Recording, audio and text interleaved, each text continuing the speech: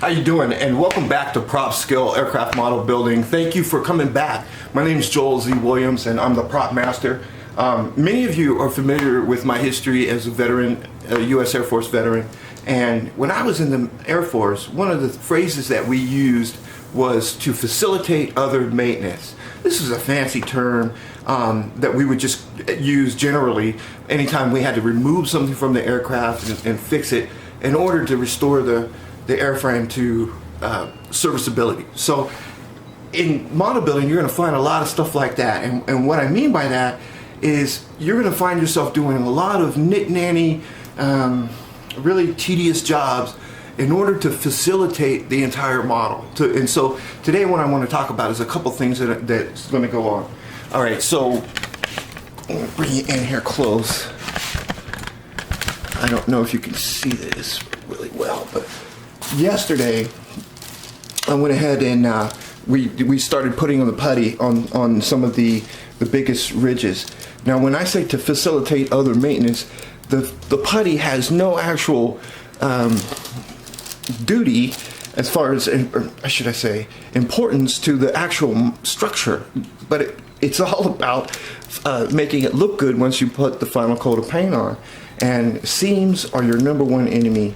And I don't care who you are, when you get a model, you're going to find problems with seams, and those seams are going to be very obvious, and if you don't apply putty.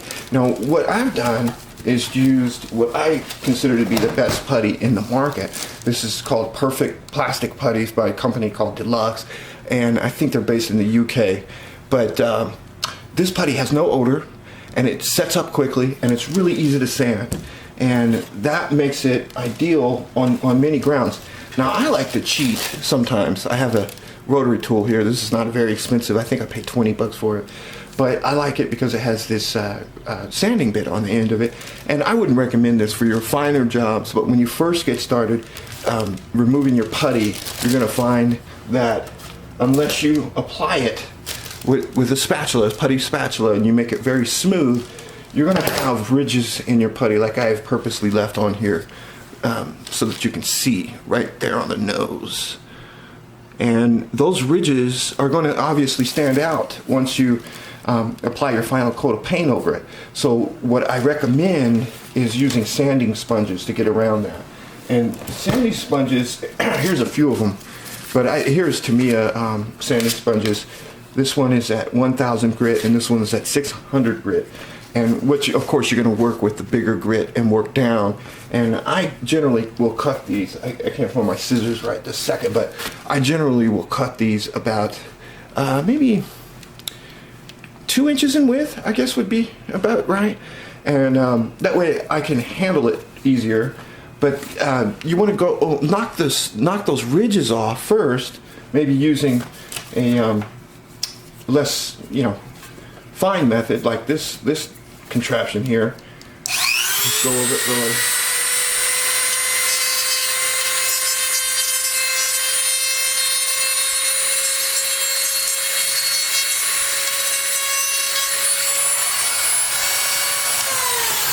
Just go over it real fine, and then you're gonna go over it again with your 600 and take your time.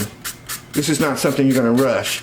And again, this is one of those details that you have to do in order to get to the bigger project, and it sucks because there's no gratification in this type of work. When you put your decals on or you add your propeller, that's a feeling of accomplishment. And with this, to facilitate other maintenance jobs are the ones that they're kind of a chore, but these are the ones that really stand out when you're done. You can see who has put the time at their workbench when you take a good close look at the finished product.